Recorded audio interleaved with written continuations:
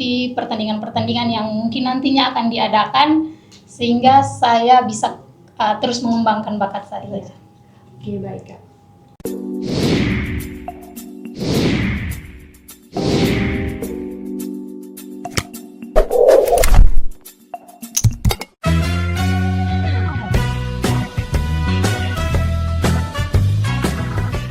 Selamat datang di Turangga Podcast Polda Nusa Tenggara Timur bersama saya Bribda Angel. Inilah podcast Turangga Polda Nusa Tenggara Timur, ruang berbagi inspirasi, pengabdian serta sisi humanis Bayangkara. Masih dalam tema sisi lain polisi atau jilid 2 yang berjudul Sri Kandi Floba Morata, dan judul kali ini yaitu bakat sebagai kekuatan Polwan. Seperti apa ceritanya, langsung saja kita sapa narasumbernya, Bribda Marta Martinova Saudila dari Polres Rotterdam. Halo Kak, selamat pagi. Bagaimana kabarnya hari ini Kak? Luar biasa baik. Terima kasih sudah hadir bersama kami di podcast Turangga. Nah, Kakak ini kan dikenal sebagai polwan yang memiliki hobi bela diri kempo atau yang menekuni bela diri kempo. Bisa diceritakan Kak bagaimana awal mula Kakak mengenal olahraga bela diri kempo? Baik, awal mula saya mengenal bela diri kempo itu waktu umur saya masih sekitar 15 tahun, waktu masih itu kelas berapa? sekitar SMP. Sekitar SMP. Itu saya ikut-ikut latihan di desa kami, karena di desa kami kakak-kakak yang ikut latihan di dojo pusatnya itu buka latihannya di desa kami. Jadi karena melihat seperti banyak yang ikut, jadi awalnya cuman ya sudah ikut-ikut saja. Awalnya FOMO. Iya, awalnya cuman ikut-ikut karena ramai. Jadi setelah itu, setelah mungkin sudah beberapa bulan latihan, kami diajak untuk ikut latihan di dojo pusat agak di perkotaan sedikit. Setelah ikut latihan di situ, saya diminta untuk ikut pertandingan. Awalnya tidak percaya diri juga karena baru ikut latihan, tapi sudah ditunjuk untuk ikut pertandingan. Jadi awalnya saya pikir saya bisa atau tidak. Setelah beberapa kali dimotivasi, diberi latihan yang cukup juga, ternyata bisa. Jadi awal mula Kakak mengenal itu dari umur 15 tahun? Iya. Oke. Apa yang sampai membuat Kakak itu jatuh cinta dan mulai menekuni kempo ini? Yang membuat saya jatuh cinta itu karena awal saya ikut pertandingan itu, menurut saya itu pengalaman yang bagus untuk saya untuk mengembangkan bakat saya sebagai seorang atlet.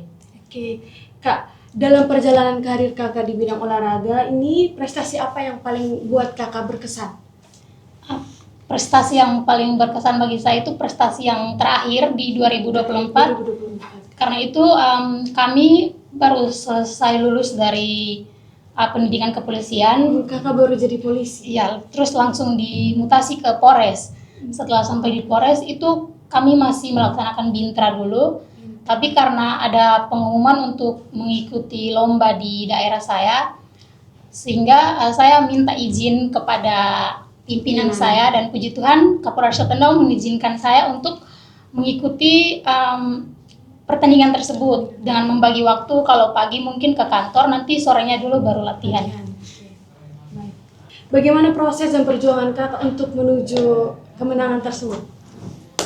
Prosesnya saya rasa cukup dimudahkan waktu itu karena saya juga mendapat izin dari Kapolres, mendapat dukungan juga, sehingga paginya saya bisa beraktivitas dengan rekan-rekan saya di kantor, tapi sorenya saya juga beraktivitas dengan olahraga di dojo saya. Jadi jadwal padat ya, dari pagi sampai sore. Oke, Kak, dalam menjalani latihan untuk persiapan pertandingan ini, tantangan apa yang paling berat? Baik secara fisik maupun mental. Kalau tantangan yang paling berat itu mungkin rasanya capek saja, karena paginya harus ke kantor, sorenya mungkin pulang langsung latihan, jadi mungkin capek saja. Tapi puji Tuhan terlewati. Baik Kak. Nah, Kakak juga kan seorang polwan. Bagaimana cara Kakak membagi waktu di kedinasan dan selama latihan bela diri? Yang pasti dalam kedinasan saya mengutamakan kedinasan saya. Jadi untuk sekarang saya kalau latihan mungkin ada waktu luang dulu baru saya latihan. Kalau kerjaannya menuntut untuk lembur, tidak latihan, lembur. Jadi utamakan kedinasan Iya. dulu. Oke. Di balik background kakak yang saat ini, siapa sosok yang paling mendukung kakak untuk sampai ke titik ini? Yang pasti sosok yang paling mendukung saya yang pertama Tuhan Yesus, yang kedua mungkin orang tua saya, dan yang ketiga diri saya sendiri, dan yang keempat adalah kedinasan. Target dan harapan kakak ke depan baik dalam karir kepolisian maupun dalam olahraga bela diri. Target saya berharap ke depannya saya bisa bertugas dengan baik dan juga saya bisa terus mengembangkan bakat saya sebagai seorang atlet bela diri. Oke. Kalau harapan kakak di dalam olahraga bela diri apa harapannya? Harapan saya bisa terus mengikuti pertandingan-pertandingan yang mungkin nantinya akan diadakan sehingga saya bisa terus mengembangkan bakat saya. Oke, baik kak.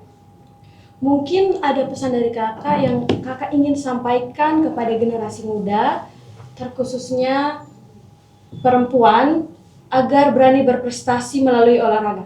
Boleh kak, silakan. Pesan dan kesan saya untuk anak-anak muda zaman sekarang, jangan takut untuk menemukan jati diri kita atau bakat dalam diri kita, bakat-bakat positif, dan juga kembangkan bakat-bakat positif untuk hal-hal positif. Kak, tadi kan harapan, mungkin ada rencana kakak ke depan, bangun dojo mungkin, atau pusat latihan. Kakak kan seorang poluan dan juga menjadi motivasi buat anak-anak daerah di sana asli Rote untuk mereka latihan. Baik, untuk rencana saya ke depan, tentunya saya ingin terus mengembangkan bakat saya. Yang pertama saya ingin terus latihan dulu, setelah itu mungkin mengikuti ajang-ajang yang menurut saya bisa saya ikuti, dan juga untuk membangun dojo mungkin bisa direncanakan karena menurut saya dojo di Rote itu masih sedikit. Jadi mungkin bisa ada dalam rencana. Semoga ya kak tercapai. Prestasi Bribda Marta menjadi bukti nyata bahwa poluan bukan hanya simbol ketegasan dan pengabdian, tetapi juga semangat juang dan prestasi. Saya Bribda Angel pamit undur diri. Terima kasih dan salam presisi.